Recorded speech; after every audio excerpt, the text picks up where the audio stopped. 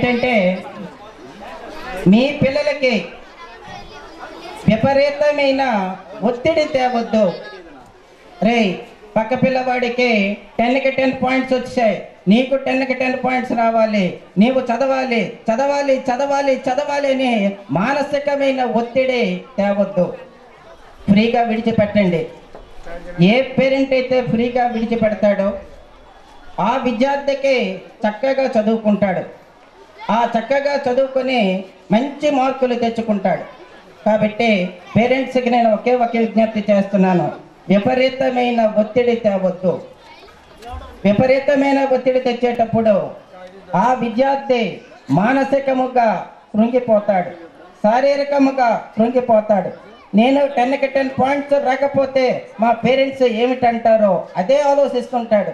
కాబట్టి మీరు అటువంటి ఒత్తిడితో కూడిన విద్యా విధాత 5 నిమిషాలు కూడా పాపం ఉండడు. వెంటనే ట్యూషన్ నుంచి వచ్చిన తర్వాత వర్క్స్ అయిన తరువాత పడుకోబడిపోతాడు. మరి ఆడికి ఆట అంటే తెలియదు, పాట అంటే తెలియదు. కాబట్టి అటువంటి విద్యా విధానం మనకి వద్దు. మీరు పేరెంట్స్గా ఉన్నారు కాబట్టి మినిమం 7వ తరగతి వరకు మీ దగ్గరే ఉంచి చదవండి. మీరు పరిసర ప్రాంతాల్లో చక్కటి స్కూలు ఏదైతే ఉంటుందో ఆ స్కూల్లో వేయండి. 7వ తరగతి వరకు మన దగ్గరే ఉంచుకొని వారి యొక్క ఆలనల యాజమాన్యానికి మరొక్కసారి నా హృదయపూర్వక ధన్యవాదాలు తెలియజేస్తూ ఇంతటితో విరమిస్తున్నాను. I request the director of Sanskar Bharati Junior Colleges to come on to the dais. Ashar.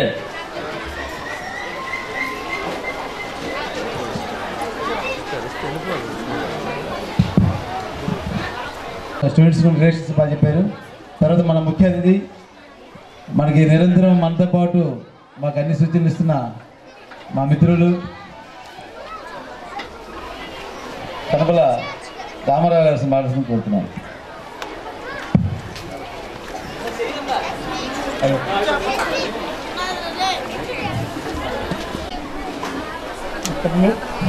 పెద్దలు డాక్టర్ ఎన్ దాస్ గారు, లీలారాణి మేడం గారు, చక్కగా విశ్లేషించిన పాపారావు గారికి, అలాగే విషయం తెలిసిన దేవరాజ్ సార్కి, ఇప్పుడే లేటెస్ట్గా వచ్చిన మా శ్రీనుబాబు గారికి, అదే దాని తర్వాత మా ప్రిన్సిపాల్ గారు భీమారావు మాస్టార్కి, అందరికీ నా హృదయపూర్వక నమస్సుమాంజలు.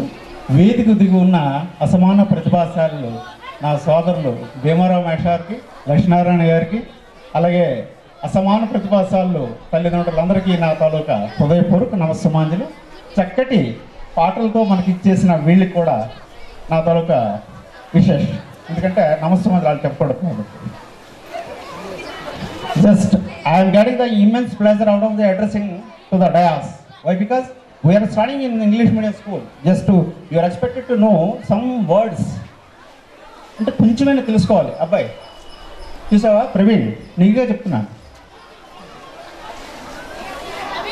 You are expected to know why this meeting is conducted, why this conference is going on. చెప్పగలవా? అదే కొఠారి కమిషన్ తాలూకు రిపోర్ట్. కొఠారి అనే ఉండేవాడు. అంటే తరగతులే విద్యార్థులతో భవిష్యత్తు అనేది నిర్వహిస్తాయి, తరగతి గదులే.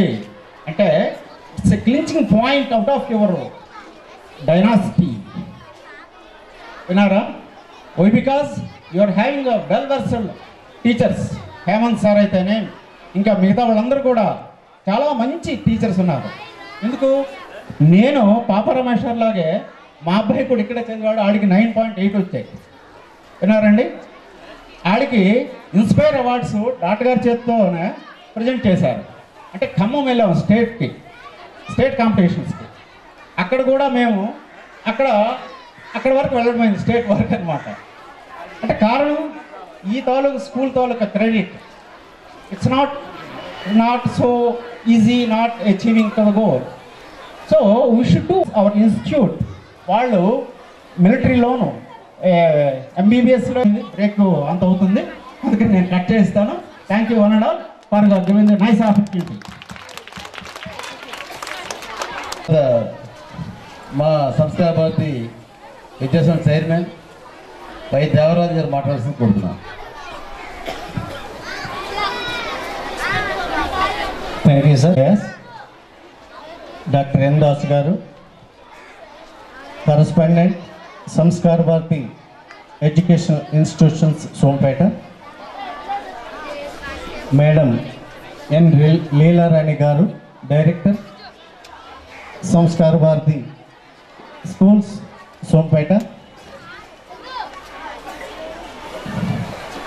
Legal academic doctor S Ramarao గారు అండ్ బి శ్రీనిబాబు గారు, director Samskara Bharati educational institution Sompeta, and Shri B Paparao గారు, AO Samskara Bharati educational institutions, and Shri CH Bhimarao గారు, ప్రిన్సిపల్ సంస్కార భారతి. కాబట్టి క్షమించాలి. ఇదేనండి మన భారతీయ సంస్కృతి యొక్క గొప్పతనం ఏంటంటే, ఇలాంటి సమావేశాల్లో ఎంతోమంది మేధావులు ఎదురుగా కూర్చొని చాలా విషయాలు చెప్పారు. అందరూ అన్ని విషయాలు చెబితే టైం సరిపోదు కాబట్టి నేను 1-2 విషయాలతో ఒక 5 నిమిషాల్లో ముగిస్తాను మీ అందరి పర్మిషన్తో. భారతీయ సంస్కృతిలో ముఖ్యమైనది జ్ఞానం అన్నదానికి నిదర్శనం, నిర్వచనం ఎలా చెప్పారు? అవగాహన చేసుకునే వయసు రావాలి అని మనస్తత్వ శాస్త్రవేత్తలు ప్రపంచవ్యాప్తంగా చెప్పి ఉన్నారు. సో మరి ఆ అవగాహన, ఆ శ్రద్ధ ఎప్పుడు కలుగుతుందంటే, భారతం ఎవరంటే తల్లిదండ్రులు. ఒక వ్యక్తి ఈ భూమి మీద రావడానికి తల్లిదండ్రులు కారణమైతే, మనిషిగా తన జీవితాంతం మనగలిగే వ్యక్తిగా తయారు చేసిన వాడు ఉపాధ్యాయులనే గౌరవనీయులైన తల్లిదండ్రులను, టీచర్స్ని కోరుతున్నాను. అయితే ఈ ద్విజుడు అన్న పదం ఏంటంటే, ఒక మనిషికి జ్ఞానము కలగడానికి నేర్చుకోగలిగే వయసుని మన పెద్దలు మనస్తత్వ శాస్త్ర ప్రకారము నిర్వహించి ఉన్నారు. ఈరోజు ప్రపంచ సైన్స్కి సంబంధించినటువంటి విషయాల్ని కనుగొన్న వారు స్కూల్స్కి వెళ్ళని వారండి. ఇది తల్లిదండ్రులు ముఖ్యంగా మనం గమనించాలి. అలాగైతే మరి స్కూల్స్కి ఎందుకు జ్ఞాన జన్మ కలిగించేవాడు ఉపాధ్యాయుడు లేదా గురువు అని చెప్పబడింది.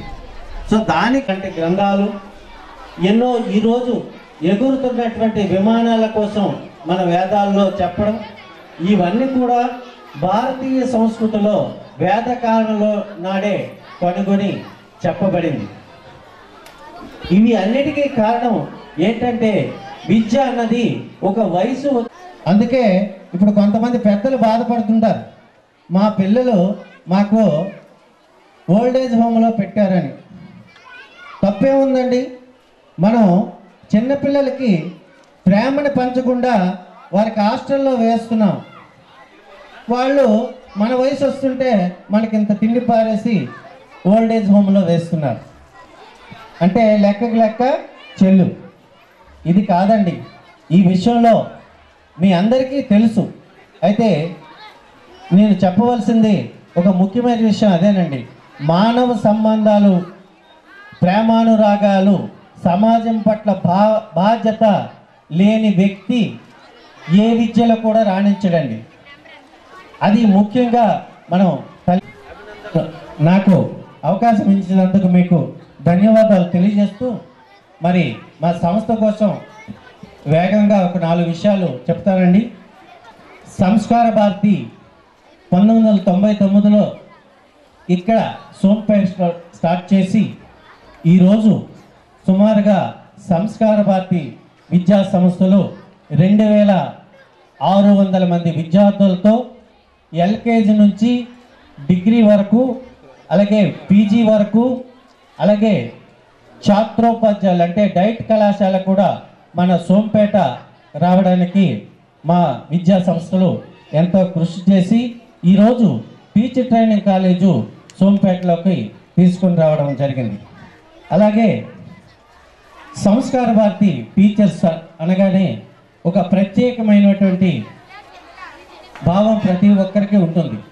సోంపేట సంస్కార భారతిలో మొట్టమొదటిసారిగా టీచర్స్ అందరికీ చక్కనైనటువంటి యూనిఫామ్తో సంస్కార భారతి స్కూల్స్ స్టార్ట్ చేసినాయండి. అది మీ అందరికీ తెలిసిన విషయమే. అంతేకాకుండా ఒక విషయం, ముఖ్యమైన విషయం ఈరోజు లీలా సమానత్వం మీ అందరికీ తెలుసు. సమానత్వం ఇచ్చినప్పుడే ఆ సమాజం అనేది అభివృద్ధి చెందుతుందండి. ఆకాశంలో సగం అని అంటుంటారు, అంటే స్త్రీకి మొత్తం ఈ ఆకాశంలో సగము స్త్రీ యొక్క ఆస్తి అండి.